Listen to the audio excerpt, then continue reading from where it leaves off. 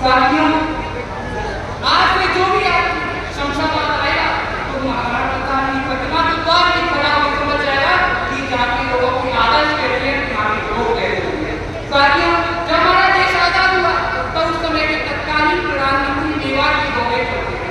तब उन्हें बताया गया कि यहाँ के भी जनजाति लोहार लोग और कुछ राजपूत अपने पक्के घरों में नहीं रहते।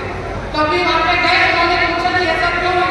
तब उन्होंने कहा, साहिब, जब हमने हमारे महाराणा प्रताप के साथ एक संकल्प किया था कि जब तक वे मेवाड़ को अपने देश को आजाद नहीं करा देते तब तक वे किसी पक्के घर में रहते।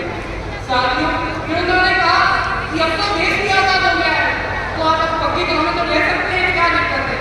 तब उनके उत्तर देते शायद आप ही भावुक हो जाएंगे प्रधानमंत्री की तरह। उन्होंने कहा